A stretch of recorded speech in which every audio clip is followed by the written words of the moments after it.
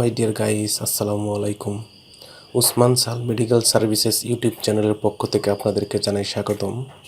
আশা করি আল্লাহর রহমত আপনারা সবাই ভালো আছেন। বন্ধুগণ, আজকের ভিডিওতে আমি আপনাদেরকে ক্যালসিয়াম ও ভিটামিন ডি সমৃদ্ধ একটি ট্যাবলেটের নাম বলবো, যেটি হাড় ও কোমর ব্যথা দূরীকরণ সহ অন্যান্য অসংখ্য কাজ করে থাকে। পাশাপাশি ট্যাবলেটটির নাম, দাম, কাজ, গ্রুপ বা জেনেরিক নাম, প্রস্তুতকারক কোম্পানির নাম, খাওয়ার নিয়ম, এর সাইড এফেক্টস বা পার্শ্ব প্রতিক্রিয়া সম্পর্কে আলোচনা করব।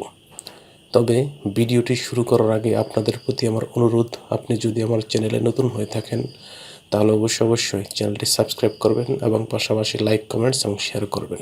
বন্ধুগণ, আমরা সচরাচর ক্যালসিয়াম এবং ভিটামিন D3 অভাবে বিভিন্ন ধরনের রোগে ভুগে থাকি। বিশেষ করে হাড়ে ব্যথা বা কোমর ব্যথা সহ অন্যান্য রোগ হয়ে থাকে। তাই ক্যালসিয়াম ও ভিটামিন D3 এর অভাব পূরণের জন্য ডাক্তারগণ সচরাচর তাদের প্রেসক্রিপশনে যে ঔষধটির নাম বা ট্যাবলেটটির নাম বলে থাকেন তার নাম হলো অ্যাসিক্যাল-ডি বা অ্যাসিক্যাল-ডিএক্স। এটির উৎপাদনকারী প্রতিষ্ঠানের নাম হচ্ছে এসিআই লিমিটেড। অ্যাসিক্যাল-ডি এর প্রতি 20 ট্যাবলেটের দাম 7 টাকা এবং অ্যাসিক্যাল-ডিএক্স এর প্রতি 20 ট্যাবলেটের দাম 15 টাকা। এটি খাওয়ার নিয়ম হচ্ছে, ক্যাল-ডি ট্যাবলেটের ক্ষেত্রে যেখানে ক্যালসিয়ামের পরিমাণ 500 মিলিগ্রাম এবং ভিটামিন D3 এর পরিমাণ 200 IU, সেই ট্যাবলেটটি 1টি বা 2টি করে দিনে 2 বার সেবন করতে পারবে। এবং ক্যাল-ডিএক্স ট্যাবলেট যেখানে ক্যালসিয়ামের পরিমাণ 500 mg এবং ভিটামিন D3 এর পরিমাণ 400 IU, সেটি প্রতিদিন 1টি করে ট্যাবলেট 2 বার সেবন করতে পারবে।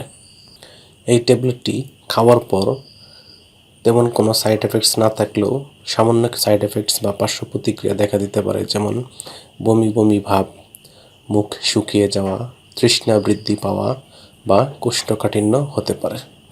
গর্ভাবস্থায় এবং স্তন্যদানকালীন সময়ে যে কোনো ঔষধ সেবনের পূর্বে অবশ্যই রেজিস্টার্ড চিকিৎসকের পরামর্শ নেওয়া বাধ্যতামূলক। এই ঔষধটি আলো ও তাপ থেকে দূরে ঠান্ডা এবং শুষ্ক স্থানে রাখতে হবে এবং শিশুদের হাতের নাগালের বাইরে রাখতে হবে। এবং একই সাথে যে কোনো ঔষধ ক্রয়ের পূর্বে অবশ্যই ওষুধের উৎপাদন তারিখ ও মেয়াদ উত্তীর্ণ তারিখ দেখে নিতে হবে।